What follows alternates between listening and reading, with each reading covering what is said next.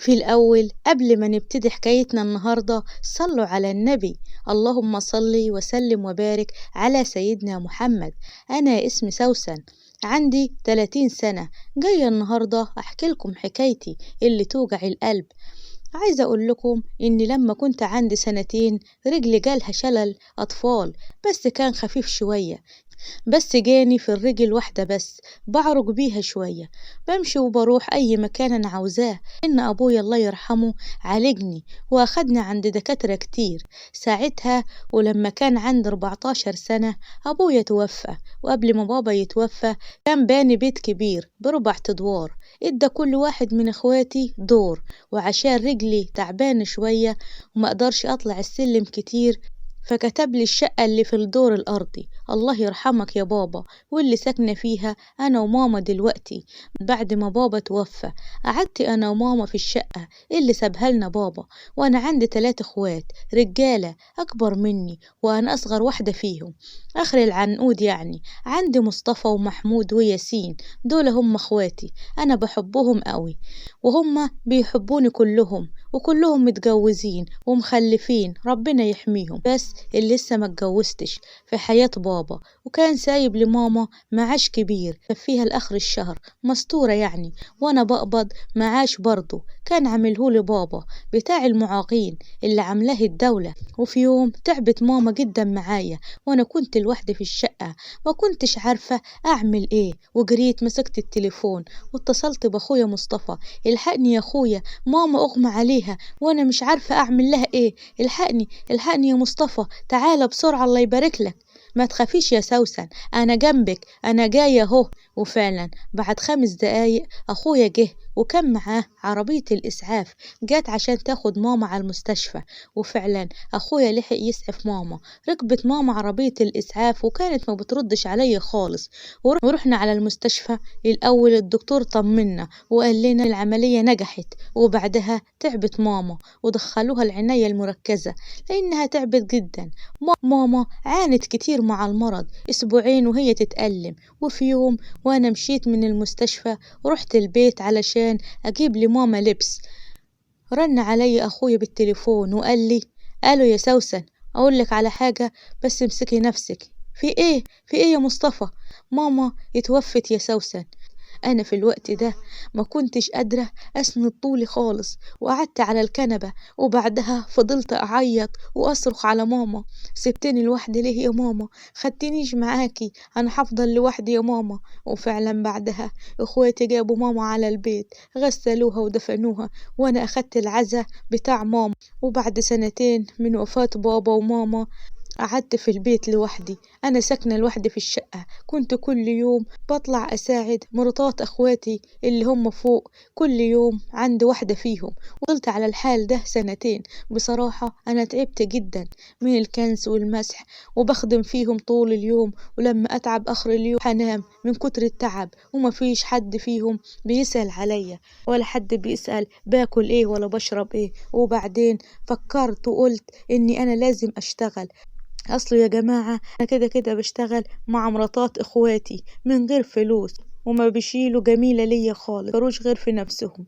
وأنا قلت لازم أشتغل برضو فلوس أساعد بيها نفسي أحسن من الحوجة لأي حد. وفعلا نزلت أدور على شغل في الشوارع، أعرج برجلي اللي تعباني، بس أنا صممت إني أشتغل وأساعد نفسي، لأن يا جماعة محدش بينفع حد الزمن ده مصلحته. وفعلا أخيرا بعد اللف والدوران في الشوارع لقيت لي شغلانة جنبنا في حضانة.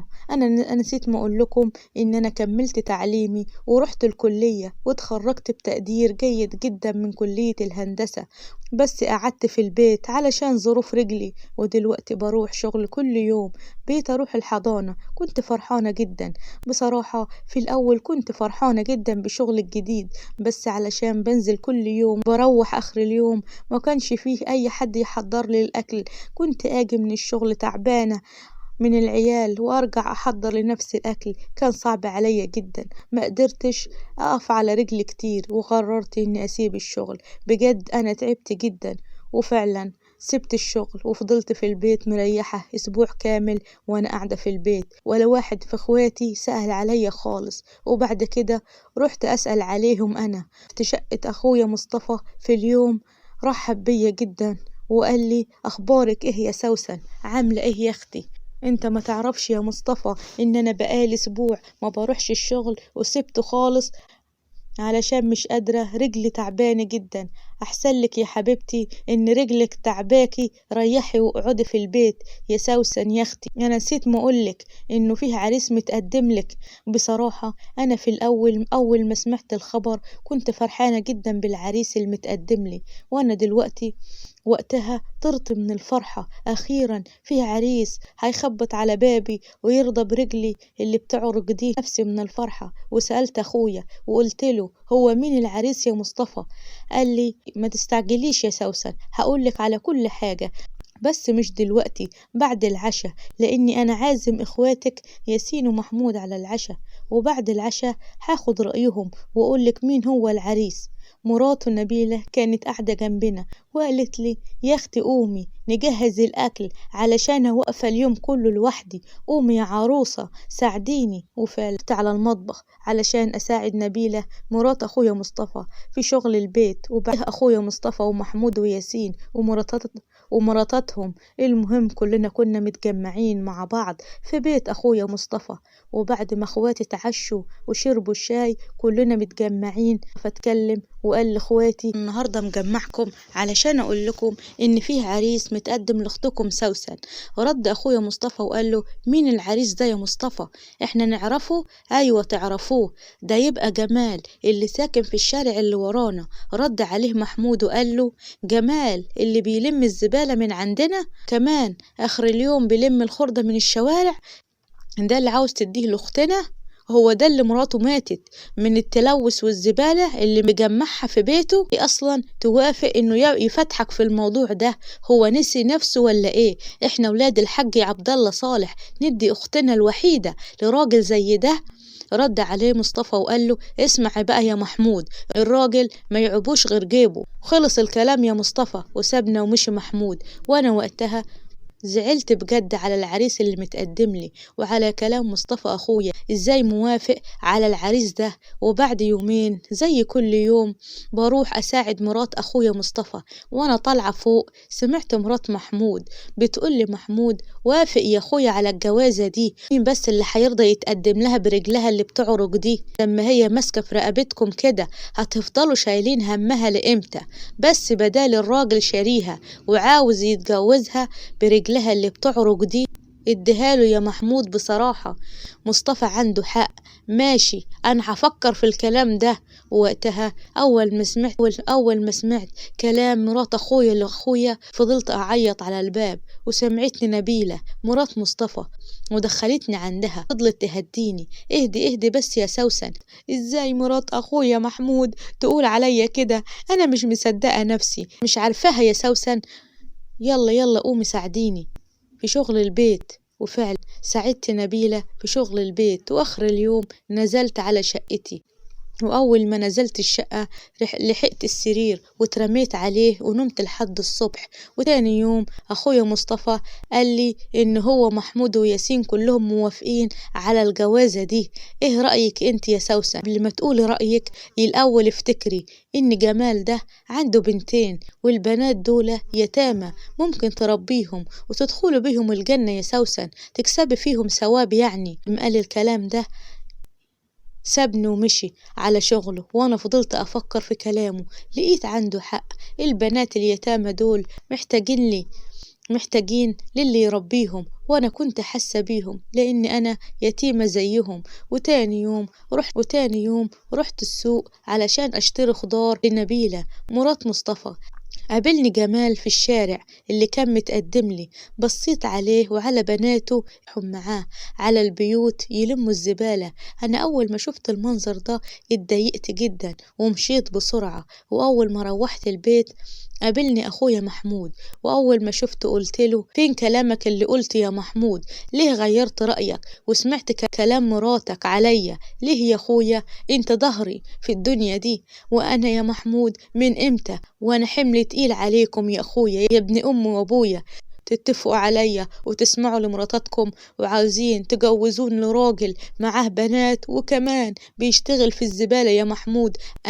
أنا بنت الأصول، بنت الحاج عبد الله صالح، آخد واحد زي ده يرضيك بس يا أخويا؟ أروح ألم الزبالة معاه من الشوارع برجلي اللي بتعرج دي، وآخر اليوم أخدم بناته؟ ليه يا محمود بتعملوا فيا كده؟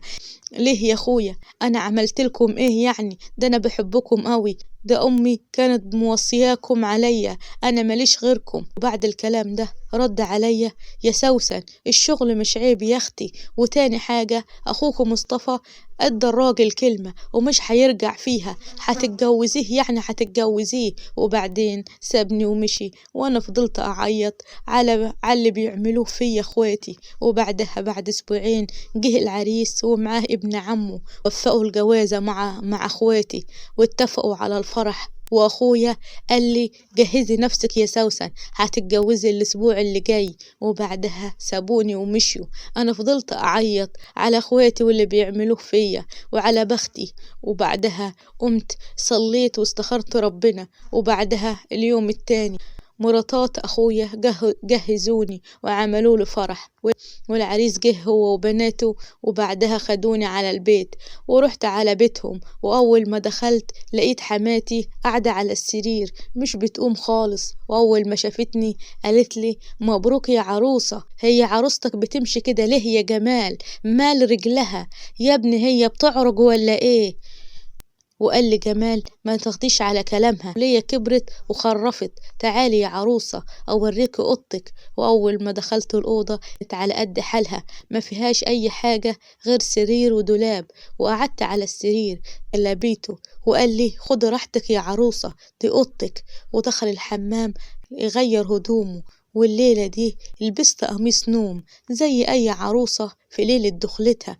وبعد ما خرج من الحمام لقيت الباب بيخبط حاجة عليا، ورحت أفتح الباب لقيت بناته الاتنين عاوزين يناموا جنب باباهم. وفعلا جمال حضن بناته ونام بيهم على السرير وكأنه مفيش عروسة جات البيت. نمت على الكنبة برا. والصبح مرات أخويا جمال جم ولقوني نايمة برا على السرير. ليه يا حبيبتي كده نايمة هنا ليه؟ فين العريس؟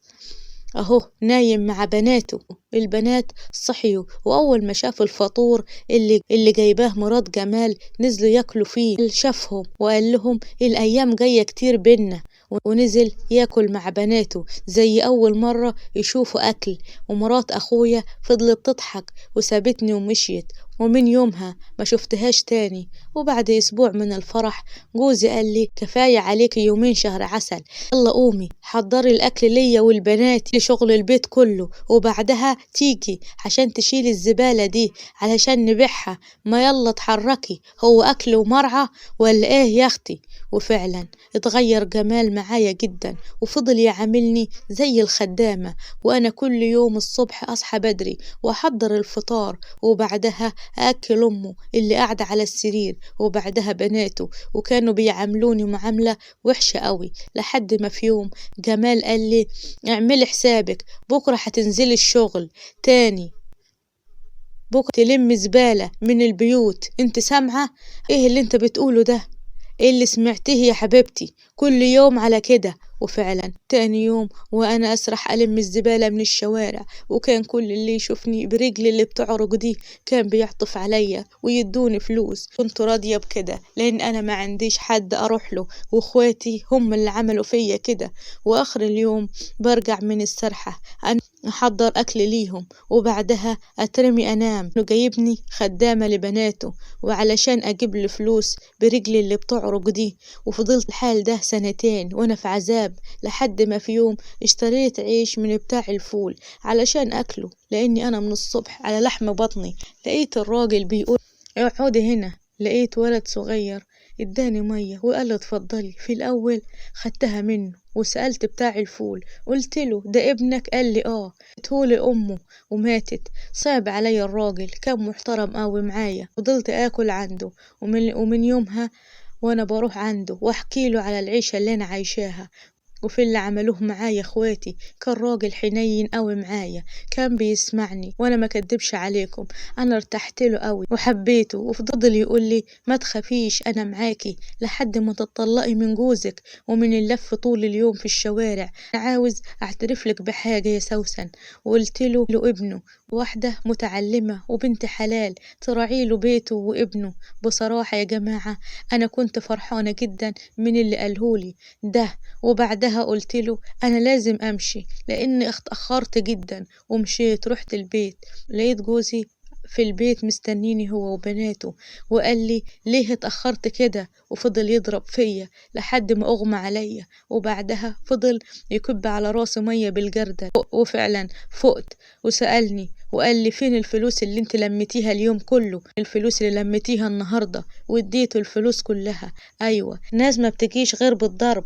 وصرخت في وشه وقلت له طلقني. صرخت في وشه وقلت له طلقني دلوقتي، انا مش عاوزاك، انت سامع؟ وفضل يضحك وقال لي ده لما تشوفي حلمة ودنك يا حلوة، فرخة اللي بتبضيلي بيضة دهب كل يوم، ازاي اطلقك؟ وانا لو طلقت وازاي اطلقك؟ لو ما طلقتنيش حموتك. وفضل يضحك بصوت عالي وقال لي هتقدري تقتليني برجلك اللي بتعرج دي؟ وسابني ومشي. وتاني يوم رحت عند حبيبي مراد وقلت له ان جوزي مش موافق يطلقني، وقال لي لازم نفكر في حاجة تخليه يطلقك. وقال لي كلها اللي انت لمتيها النهاردة، وروحي قولي له انك ما لمتيش حاجة النهاردة. وفعلا سمعت كلام مراد ورحت البيت وقلت لجوزي اني انا مش معايا فلوس النهاردة. ما سمع كده فضل يضرب فيا ويقول لي وديت الفلوس فين؟ وربطني في السرير من غير اكل. يلا قولي وديت الفلوس فين؟ فلوس الشغل وديتيها فين؟ كل يوم تيجي بفلوس والنهاردة تقولي لي مفيش فلوس؟ قولي مين اللي لعب بعقلك؟ يلا قولي. مفيش حد بيلعب بعقلي، فكني انا عطشانة، مفيش مية خالص، حموتك النهاردة.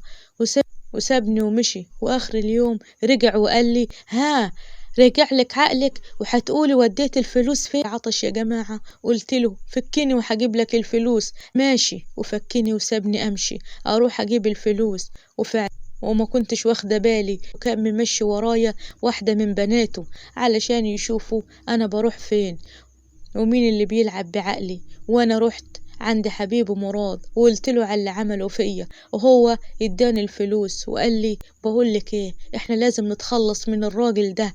انا بصراحة عاوزك تعالي عندي في البيت وحنعمل خطة علشان نتخلص بيها من الراجل ده. وفعلا رحت مع حبيبه مراد البيت بتاعه وقال لي بصراحة انا معجب بيك جدا يا سوسن وقرب مني. قال ومراته انا مش عارفة انا عملت كده ازاي، انت ازاي تعمل فيا كده؟ اللي ايه اهدي بس يا سوسن، بصراحة انت عاوزة كده وانا عاوز كده، ولازم تفضلي جنبي وتطلقي من الراجل ده. وبعد كده قال لي خد الفلوس اديها لجوزك، وديه فلوس تروحي تشتري بيها سم وتموتيه بالبطيء ومحدش يشك فيكي، هيقولوا انه مات من اكله في الزبالة اللي بيشتغل فيها ومحدش هيشك فيكي ابدا. وانا فعلا سمعت كلام مراد ورحت اشتريت السم. جوزي مستنيني في البيت وقال لي رحت فين وفين الفلوس؟ اديت له الفلوس وقال لي من هنا ورايح مش هتسرحي لوحدك، انا ولا البنات هيكونوا معاكي، ادخلي يلا حضري لي العشاء. واول ما دخلت المطبخ بنته بابا انا شفتها دخلت في الشقة مع واحد. انت ليه يا بابا ما قلتلهاش مين الراجل ده؟ سيبيها يا بنتي انا حعرف كل حاجة. وانا حضرت العشاء، سمت طبق المكرونة كله لوحده واكله كله لوحده. واخدت يومين وانا كل يوم احطله السم في الاكل ومحدش يشوفني، لحد ما في يوم فضل يشكي من بطنه وقال لبنته قبل ما يموت ان انا قتلته وبعدها مات، وانا فرحت جدا ان الخطة ماشية كويس ومحدش شك فيا خالص، ورحت لحبيبي مراد واتجوزنا. وبعد اسبوع الشرطة جات وحققت معايا. انا اتفاجئت، انتوا عاوزين ايه مني؟ انا اتفاجئت من الشرطة وقلت لهم انتوا عاوزين ايه مني؟ وقالوا لي، والضابط قال لي ان بنت جمال اللي بصت عليكي وانت السم لأبوها في الأكل، وإحنا لازم نشرح الجثة ونشوف الراجل ده مات من إيه. يا فندم البنت دي بتكذب، ما تصدقوهاش، ده مات من الزبالة. يا فندم هنشوف هو مات من إيه، ده مش شغلك، ده شغلنا. وده ودى الجثة للطبيب الشرعي إن هو مات من السم اللي كنت بحطه له في الأكل. اعترفت إني أنا قبل ما أبوها يموت كنت بروح عند مراد في بيته في شقته وهي كانت بتشوفني، ومراد كان شريكي في الجريمة، وقبضوا عليا أنا ومراد واعترفنا بكل حاجة. اعترفنا إني أنا اللي حطيت السم وهو كان بيحرضني، وأنا دلوقتي في السجن مستنية الحكم بتاعي. وقبل ما تمشوا أقول لكم على حاجة، بلاش تظلموا بناتكم، حبوا بناتكم. إن كان بنتك أختك حبها في الدنيا، لأن لو ظلمت مراتك ولا ظلمت بنتك الظلم ظلمات يوم القيامة. اختاروا راجل كويس عنده أخلاق لبناتكم. مش بقول إن الشغل عيب في الزبالة، لكن أخلاق الراجل هي أهم حاجة. والرسول عليه الصلاة والسلام قال في خطبة الوداع استوصوا بالنساء خيرا، عاملوا بناتكم بحنية علشان ما يدوروش على الحنية دي برا. دي حكاية النهاردة خلصت، عايزة رأيكم في الكومنتات. سلام.